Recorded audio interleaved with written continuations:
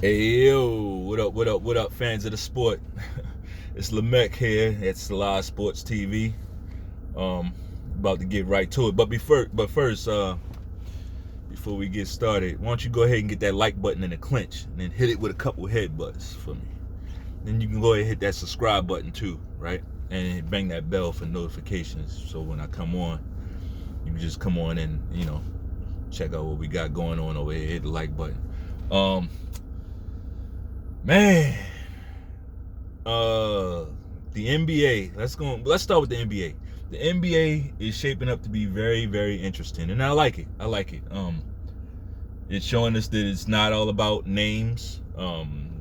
Some of us already knew that, but it's not all about names. Your team has to kind of gel. Now, granted, this isn't the time you need your team to be so cohesive. It's the beginning of the season. You're gonna have some kinks to work out. But the Lakers, though,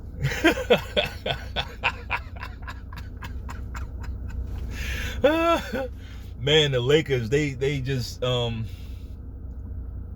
they make it easy, don't they? They make it very easy. I don't think this team's a super team. I said as much. I said that, like, I've been telling people that this is no super team. 10 years ago, this would have been a ultra super team. But now, no. It's not. They're I mean, I hate to say it, they're too old. They have too many old players on that team for them to be considered a super team. And what's happening now is, all right, so they have one player in his prime, AD. And if AD is he's skilled, he's highly skilled, he's talented, but is he a guy that's going to carry a team? Like, I know he tried to show out for, on Dwight Howard, try to, show off basically in front of everybody, in front of the cameras and everything. Like, he tried, yeah, but is that what makes you a leader? Like, is he going to be somebody that you can lean on in crunch time? I don't know. I'm not going to slam him, but regardless, he's the only prime player that they have. Everybody else is like on their last legs in the league. I understand. I get it. Like Carmelo, he showed out the other day. He had 28 points in the game, and and people I guess they just thought that that's what he was gonna do. Like, he probably won't score another 28 points this season. Maybe he will. He might give you another couple big games like that, but Carmelo is not gonna be. He won't be a six man. He doesn't have the legs to do what he used to do. Now, a lot of those points, he was scoring points because they were disrespecting him, putting smaller guys on him and everything. And he knows how to take advantage of that, But before I get too off topic, yeah, they have one player in his prime. That's not going to cut it. So what are we going to see? Like, every single game that the Lakers are in is either going to be close, where they go life and death to get a victory, or it's going to be the other team running away from them in the fourth quarter. Like, they're going to have such huge leads going into the fourth that the team just doesn't have enough time to come back, because every fourth quarter teams are going to make a run at them. Like, these guys don't have anything left by the time the fourth quarter comes. Like, LeBron has to be the dumbest GM in the National Basketball Association. I know people go, what? LeBron, he's just a player. No, he's not. He's the GM. He might be the fucking president, okay? Like, LeBron, like I said, like LeBron, nobody gets on this team without LeBron's blessing. And if LeBron wants you gone, you're gone, okay? He has that much power, not only on this team, but in the league and in the media in general. Like, we don't know what this guy had to do. Who is this motherfucker? But regardless, the point is, he put this team together. LeBron James put this team together, and I have no idea what he was thinking. There's no running from it, because he just, over the summer, he was just saying, yeah, talking about our age, and yeah, remember that. Like, he got a chip on his shoulder about it. Like, they're going to do something about it. So we're seeing they are in trouble, okay? They are in big trouble. I don't see Russell Westbrook lasting a full season with this team. Not so much because he's playing like so bad. I don't think he's playing that bad. I mean, I don't think he's playing good either. I know he got a triple-double, but we know he kind of plays for the stats. He knows how to get a triple-double. So with Russell Westbrook, you got to look inside the numbers. You got to look at his turnovers and stuff like that, like his plus minus. You got to look at his impact on the game. But that said, I don't think he's playing like shitty basketball. I think he's playing pretty decent. That's not the point. The point is, when you're on LeBron James' team, somebody has to take the blame. Okay? Somebody, like, if the team underperforms, somebody has to take the blame, and the person that takes the blame is shipped out. Right? Now, you could take the blame it could be in a positive. The blame will be done either silently or it'll be done overtly. Right?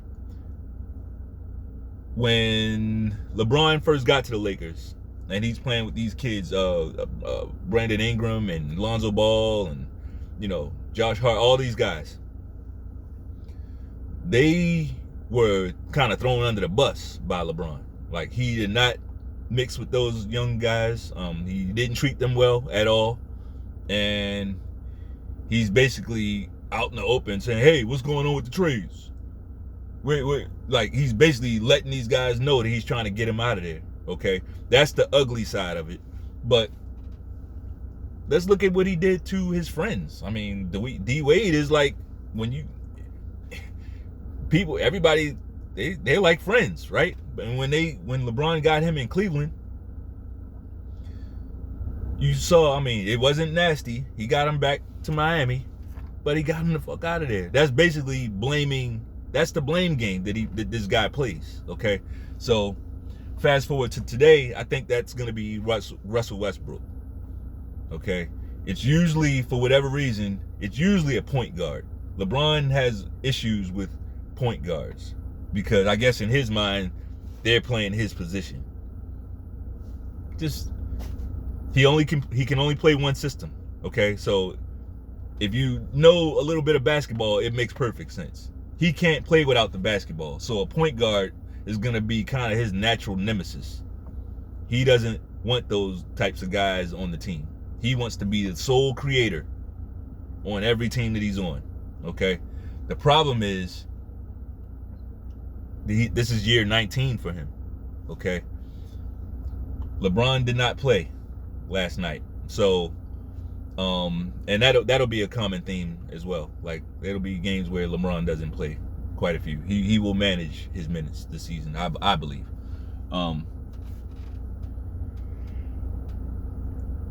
Westbrook won't last. He'll be cast off, and and the main reason for that, LeBron is not a leader. Okay, he's not let's just stay the course and let's just work on what we need to work on. I'll change my game. I'll do with it because I can do several things on the court. No, he's not a guy that he can play one way. He only knows how to play one way. So if he can't play that one way, somebody's got to go. And mark my words, it's going to be Westbrook. You already hear the media, they're already focused on Westbrook, and whatever, they went and got him. So look for around the trade deadline or something like that. They'll make a move. Maybe he'll have an epiphany and try to force another team to force the Kings to give him Buddy Hield, right? And they'll get Buddy Hield. But here's the thing about Buddy Hield, and here's the thing about the Lakers. Their offense, I mean, they score points. They're scoring 100 and 115, 110 points. Like, they score points. So, all right, Buddy Hield, he might make things a little bit more convenient for LeBron, right? As far as just being a spot-up guy, he can shoot very well. So he'll knock down some shots for LeBron and get LeBron's assist numbers up, okay? But we got to go back to LeBron. He's not in it for assists this year. And he'll get them, but he wants those points. LeBron is a stat guy. He's not a let's win this championship guy. He's a stat guy. He's trying to usurp Jordan through stats, through statistical excellence. That's how he's trying to usurp Jordan. So Buddy Hield might help them win some games, hit some big shots. But will Buddy Hield get LeBron the scoring numbers that he wants? We'll see. I don't think he's gonna get it. But the other thing about the Lakers is, their defense sucks. Okay, they're losing because their defense is trash, especially in the fourth quarter. Like, they can't stop anybody. Guys are just scoring at will. Those old players can't defend. Rondo he's not that guy anymore. He's not locking nobody up. Westbrook ain't locking nobody up. LeBron definitely ain't locking nobody up. Carmelo's not locking nobody up. They have two decent play. Well, Dwight Howard's pretty good on defense, right? But he's being marginalized.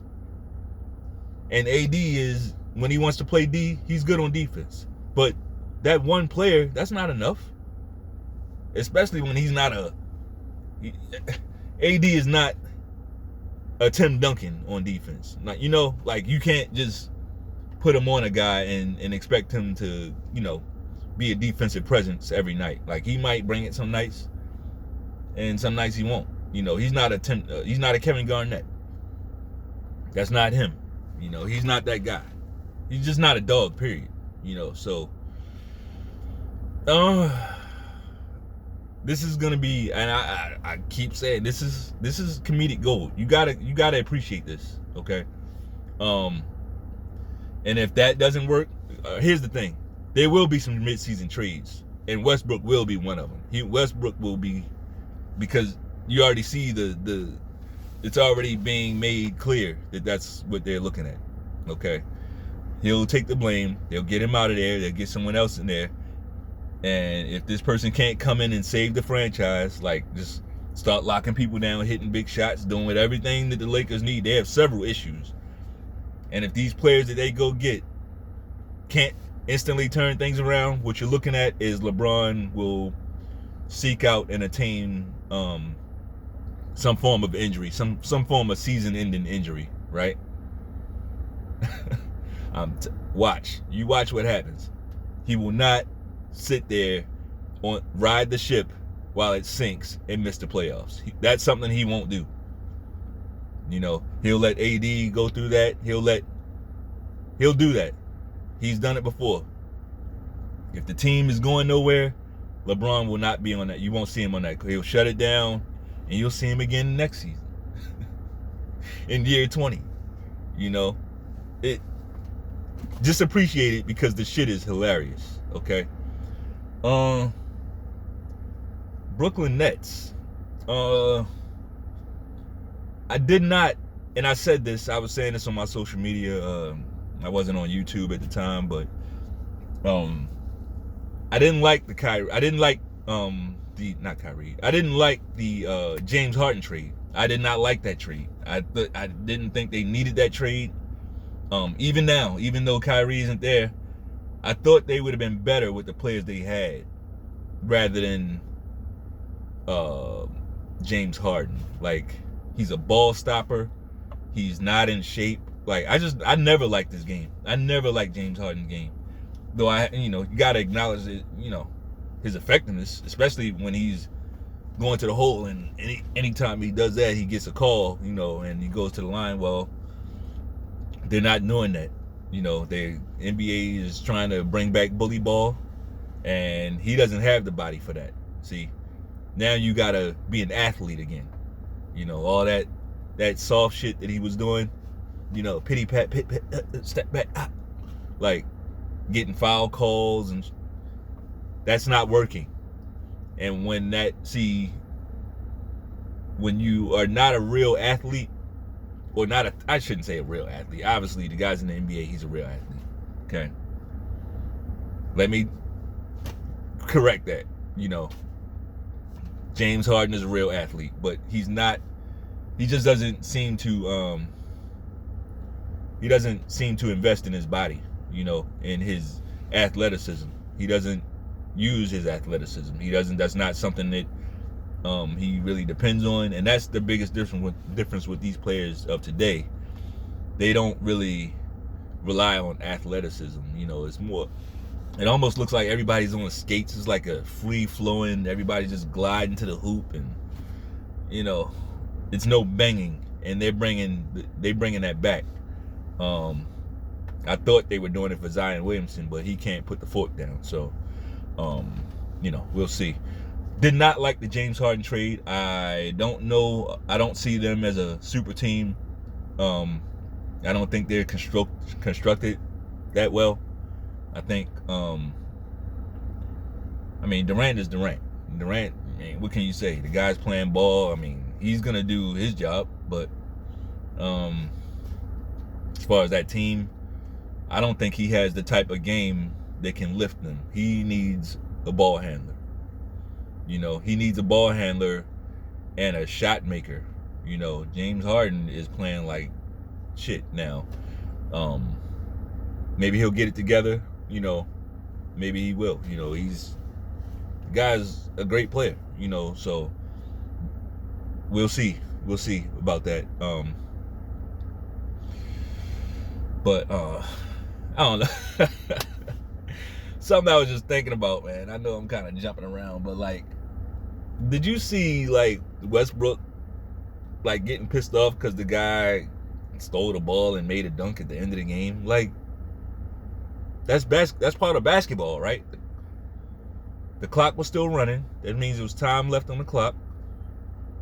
The guy stole the ball and wanted to get two more points. Nobody could stop him, so he did it. And who got mad? Russell Westbrook. Now, Mr. Westbrook, I just gotta say, man, like, all that tough guy shit, all that trying to intimidate, all that shit is over, bro. Like, once you put that damn dress on, those dresses, like, that shit ain't gonna work. Like, that whole thing is gone. And you saw the guy, like, the guy's like, he wasn't even paying attention to him. He's like, what, man? Go put your dress on. Get out my face. Like, they don't respect that. They don't respect you. Like, all that tough guy shit is done, bro. Like, so you're gonna be getting tested a lot. If you getting mad at that, get ready. Because guys, it's blood in the water now. They see what you did. You know, you out here wearing dresses, bro. Like, how can you be feared? Nobody's gonna you can't fight everybody. But you just can't fight everybody. You know, you're gonna be getting tested a lot, and you can't fight everybody. You know. Speaking of fighting, there was a fight last night, wasn't it? We had the self-proclaimed GWOAT, the dumbest fucking name ever. I hate that shit. GWOAT, greatest woman of all time, right? Clarissa Shields named herself the greatest woman of all time. Right? And I mean, whatever. She's a fighter. Fighters are known to be arrogant, known to be cocky. I'm a guy that's always saying that. Like, yeah, fighters have big egos. They have to kind of carry some of that into the ring. You have to feel like you can win each and every fight. But I just think she just takes it to such an extreme. Like, I can't root for her. I can't support her. She turns my stomach. Every time she opens her mouth, something retarded, something mentally challenged comes out of her mouth, right? And to me, you just can't like her, Now, if you're one of these type of people that, if you support people based off their, race or something like that, then I'm sure you can support her. You say, oh, she's a black woman, and I'll get behind her regardless, That's fine. That's you. I don't do that. I judge the spirit, right?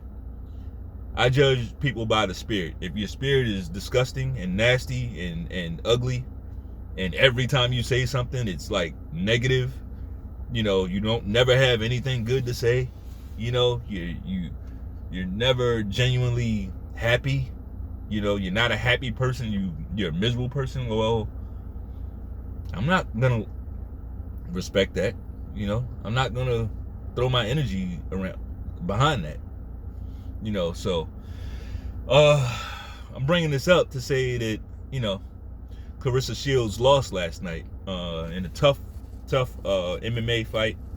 I forget the name of the league or whatever, but she was in there, and it's funny because before the fight, she's talking about she would destroy Jake Paul with one hand, and she could beat this guy with a jab, an uppercut, and a hook. Like, she wouldn't have to, use her right hand and all that stuff, And this isn't the first time she's talked about Jake Paul. I don't like Jake Paul, okay? I want him removed from the scene by somebody knocking him out, okay? That being said, like, she keeps Jake Paul's name in her mouth, right? And it's almost like bullying at this point. And it sounds weird to say, this chick is bullying this guy, whatever, but it is. And when I'm saying that, and I don't think she could beat Jake Paul in a fight, especially the way she said she could, like with one hand and all that. Hell no. If he knows that you're only going to use one hand, you don't think he would use that against you? I don't think she would win a fight like that. I think she would need both hands. And I still think it only takes him to catch her one time with something for real. And I don't think she beats Jake Paul. Here it is.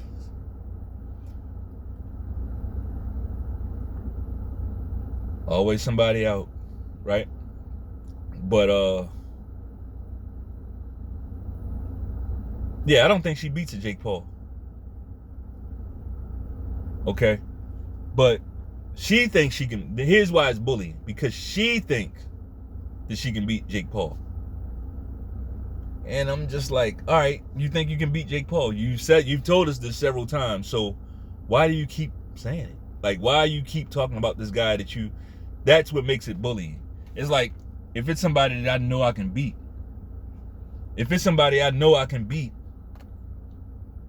why would I keep going after this person, talking shit about him? Like, shouldn't you be talking about somebody like a little bit that you view as a challenge? Like, and you got a fighter, she's in there last night, and she hit this girl with a right hand. And she took it pretty well. The fighter she was going against took it pretty well. And I gotta do better with these names. But I think her first name is Abigail something. But she took that right hand, and she almost went down, but she stayed in there, and she was able to get Clarissa Shields, eventually get her to the ground and start mauling her on the ground, right? And it's great. It's just, I like seeing shit like that. I like seeing shit starters, people that talk a bunch of shit, never have any good to say. I like seeing them catch hell. I like seeing them lose. I like seeing them get humbled forcibly. I like that. It happened to Deontay Wilder, and now it's happened to her. And I like it, So I'm here for it. And I'm looking forward to seeing her comments and her demeanor. Will she bring it down a notch? Will she I mean, it seems like you almost have to bring it down a notch, you know. You can't I don't know how you, maybe if she ended that fight on her feet, she could still kind of carry that same moxie and say, oh yeah, they robbed me. But the way that fight ended, that fight really could have been stopped, you know. So I'm looking forward to seeing Clarissa Shields. I want to see what she has to say. I want somebody to put a fucking microphone in her face and ask her some questions about her performance, the opponent that beat her in the ring. I want to see it. You know, I like seeing people answer for their shit. You know, I do it. I've had to do it several times. And right now, these days, what I do is I try to keep myself out of those positions. You know, by being a little humble. Being humble. It goes a long way. Right? So, I'm not going to drag this thing out too far. Stay tuned, guys. Hit the like button. Peace.